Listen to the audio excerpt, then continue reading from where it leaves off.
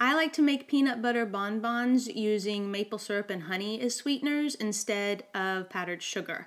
And I like to use the all-natural peanut butter, the kind that you have to stir and there's a small pool of oil on the top of the jar when you first open it. And I'm not going to bother stirring it because it's all going to get mixed up in my mixer anyway. But I'm going to start off with an entire jar of all-natural peanut butter. I believe it's a 16-ounce jar. I'm going to start off with a 1/4 cup of coconut oil. Ideally, I would have softened this coconut oil so it would be easier to mix up, but I may end up adding some more.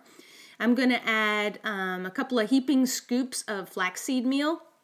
This helps to thicken the peanut butter bonbon filling, and it also is a great source of omega-3 fatty acids. And I'm going to sweeten it with a combination of honey and maple syrup. Maple syrup gives it a little bit of a richer, deeper flavor, but honey makes it sweeter. And I want to add just a touch of vanilla. I'm going to put this in my mixer and mix it all up.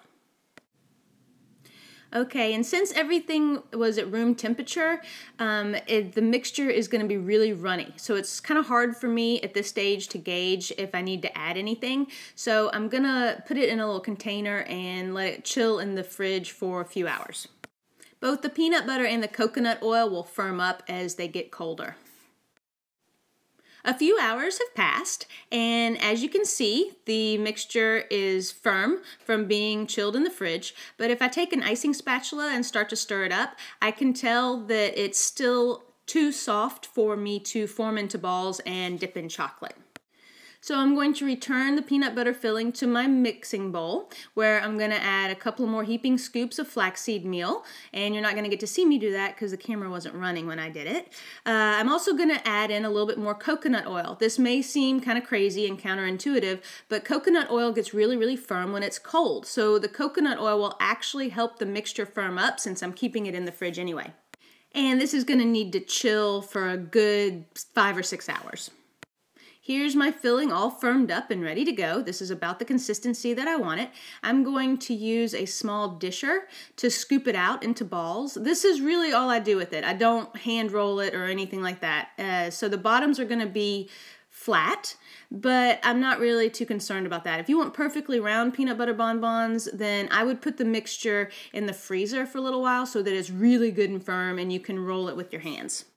To make dipping really, really easy, I like to use toothpicks, and I'm just going to dip the end of a toothpick into some melted chocolate and then stick the toothpick about 3/4 of the way down into the bonbons.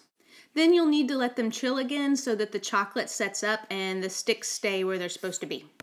Okay, so when they're all ready to be dipped, you're going to want to melt some chocolate. I added a little bit of coconut oil to this milk chocolate to thin it and make it easier for me to dip the bonbons. My #1 tip is to tap off as much of the extra chocolate as you can so you don't get the chocolate pooling down around the bottom of the peanut butter bonbon. You can see that second one from the right there on the tray.